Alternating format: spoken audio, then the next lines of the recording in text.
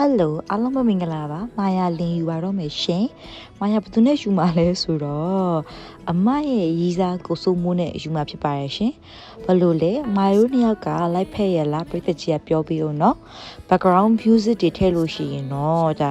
copyright တွေထိမှာဆိုလို့နောက်ခံစကားပြောလို့ညရပဲထိလိုက်ပါတယ်ဒါလေးတွေကတော့အချစ်မှာအပစ်ရှိသီဇလန်နဲ့အဆက်ဝင်ကန်နေဖြစ်ပါတယ်ရှင်ကဲဟိုဘက်လေးလှည့်ပြီးရိုက်လိုက်အောင်မယ်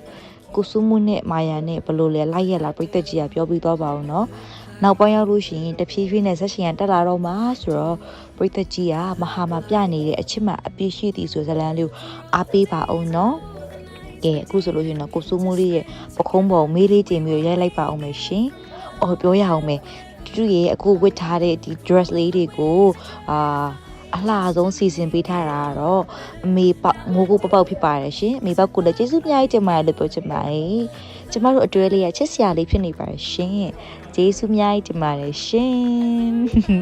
မာယာနဲ့ဆိုမို့ကိုချစ်လို့ရှင်အသေးလေးပြေးသွားပါအောင်နော်ကောင်မလေးရဲ့ချစ်စရာလေးကွယ်အရင်ကကိုရီးယားရဲ့စံနေရကြည့်ပါဦးကိုရီးယားစုံတွဲလေးဖြစ်နေပါတယ်မာယာလေးကတော့ကိုရီးယားစုံတွဲလေးတစ်ခုပေါ့ရှင်တတမ်တတဆိုတာနဲ့ပြီးသွားပြီလို့ထင်တာလားမထင်နဲ့ဦးနော်အနောက်မှာမာယာလေးရဲ့အရန်လှနေတဲ့ beauty ကတ်လေးတွေကိုထပ်ပြီးတော့ထည့်ထားသေးတယ်တဝါကြီးကြည့်သွားပေးဦးနော်ကဲကိုစိုးမှုခဏမိထားလိုက်မာယာလေးတယောက်ကတော့အရန်ကိုလှနေပါရဲ့ရှင်